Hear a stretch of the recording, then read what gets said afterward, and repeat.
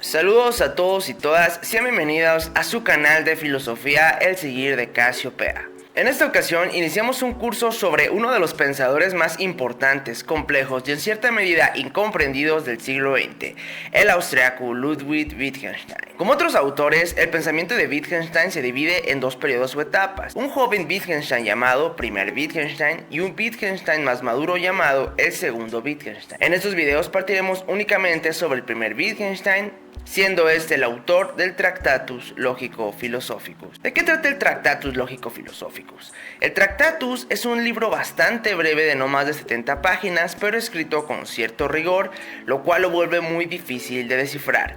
El origen del libro son las cartas que Wittmann tuvo con otros pensadores de la época, como son sus profesores Bertrand Russell y Gottlob Frege, así como el economista Keynes.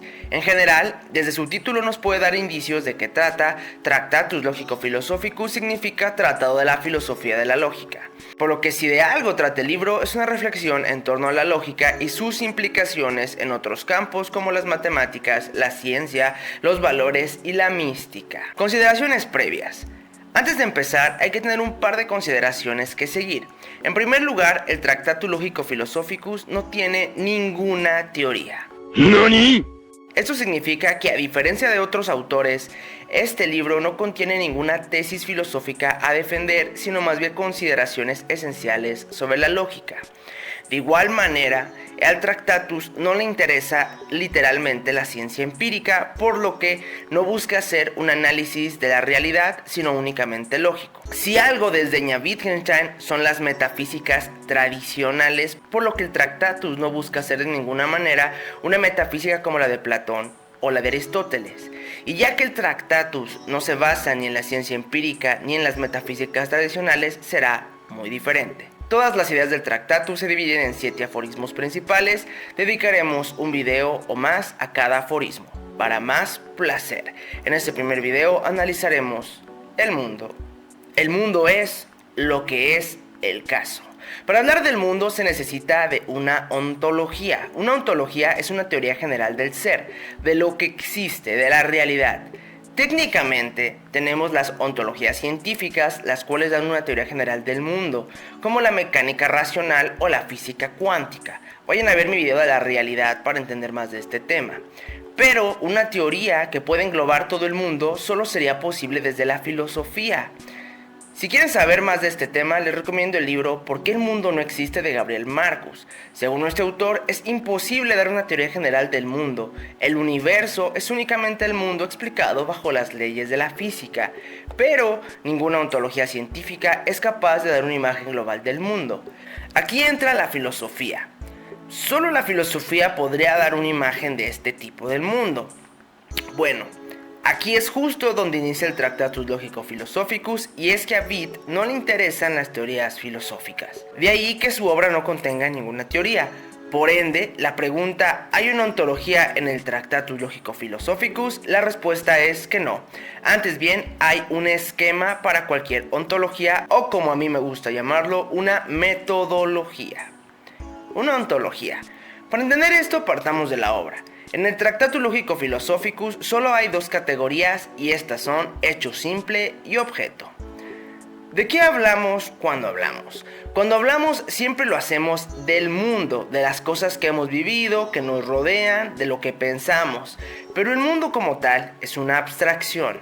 Cuando hablamos, solo hablamos de la abstracción del mundo que nosotros mismos nos hemos creado, pero nunca poseemos todos los componentes del mundo. ¿Cuáles son esos componentes? Bueno, cuando hablamos usamos oraciones. Lo que corresponde a cada oración es un hecho. Por ejemplo, puedo decir la leche es nutritiva. En este caso estoy diciendo un hecho. El mundo se divide en hechos. Sobre los hechos tenemos 2 nociones: Tajas y Sachverhalt. Perdonen mi mal alemán. El primero significa hecho. El segundo, hecho, situación o más bien estado de cosas. Lo que acaece el hecho es la existencia de los estados de cosas. Oye, despacio, cerebrito. Pensemos el siguiente hecho simple. Guillermo vive en Oaxaca. Este es un hecho que sí se da en el mundo. En cambio, el hecho Guillermo vive en París es un hecho que no se da en el mundo. Para que un hecho simple se dé, necesitamos siempre de un estado de cosas. En el segundo hecho simple, Guillermo vive en París, no se da porque no tenemos dicho estado de cosas. Los hechos, de igual manera, no son jerarquizables. No tiene mayor valor decir que Mozart compuso el Requiem o que Ankara es la capital de Turquía. Todos estos son hechos simples. El mundo es la totalidad de los hechos simples que efectivamente se dan. Los hechos simples siempre se refieren a objetos.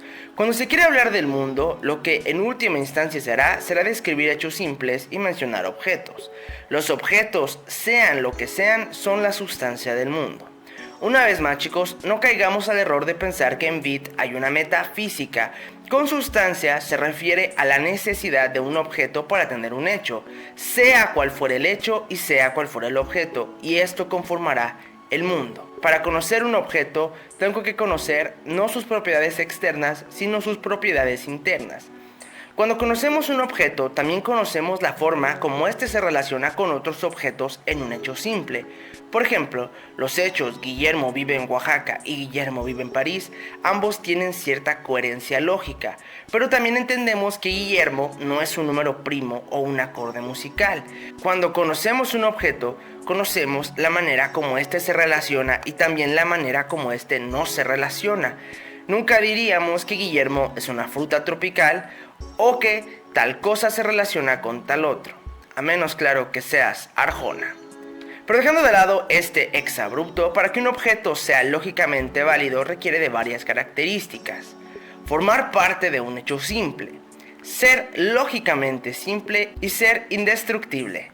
Formar parte de un hecho simple significa ser parte de un hecho simple, esto es, de una proposición. Ser lógicamente simple significa que tenga un mínimo de análisis. Si bien todo objeto puede ser analizado hasta las últimas consecuencias, esto nos conduce hasta el infinito. Por ejemplo, Chihuahua es una raza de perro, perro es un animal, animales, etc. Y esto nos conduciría hasta el infinito. Bueno, para evitar esto hay que asumir un objeto como simple, al mismo tiempo que es indestructible, pues no lo podríamos reducir a menores elementos lógicos, por lo que el mundo se divide en hechos y objetos. Si el mundo no tuviera sustancia, el que una proposición tuviera sentido dependería de que otra proposición fuese verdadera.